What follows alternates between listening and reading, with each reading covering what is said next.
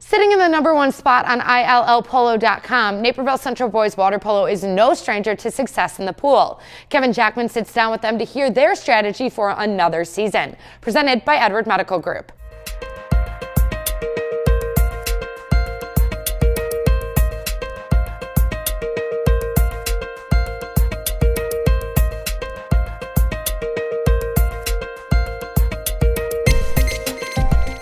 Bill SALENTINE has been on deck at Naperville Central for 26 years.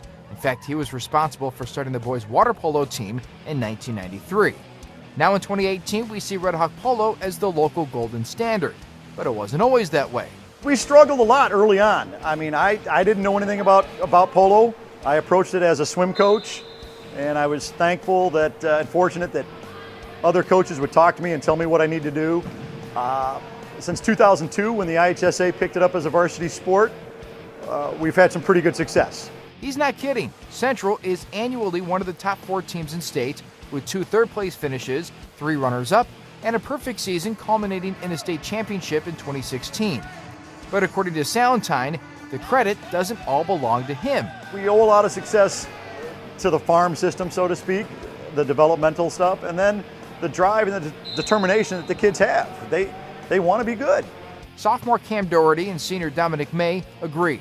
Oh, and that West Suburban club team from half a decade ago, it looks oddly familiar. If you look at our club team from 6 years ago, it's the same starting 6 and goalie that we have now. So we've been playing with each other for 6 years now. All these guys that are on my team I've been playing with for 6 or 8 years, so I've really gotten to know these guys. But it's not just the starting lineup that has allowed for sustained success. Lucas NERVIG, a co-captain along with May, knows the bench is just as big. The most important part of our team is definitely how deep we go.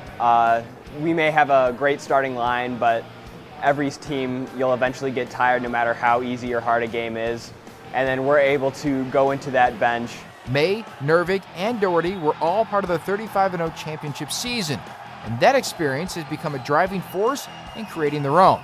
Being on a team together with all those guys, it's like I've never experienced anything like it, and winning that state final was something else. Once you get a taste of state water polo, it's pretty hard not to want to go back and win the whole thing. For Dougherty, attending Naperville Central wasn't a given, but rather a choice. He wanted to play water polo, and he wanted to do it as a Red Hawk. It's really an honor just to be able to continue the legacy and the tradition that people have set, before us, and just be able to kind of carry the torch. And as SALENTINE points out, those former players' names on the wall add an extra boost to motivation. As they're around longer and longer, and they're like, oh, okay, yeah, we got some pretty cool names up on that wall, and all the trophies out in the front hallway, and maybe I can do that.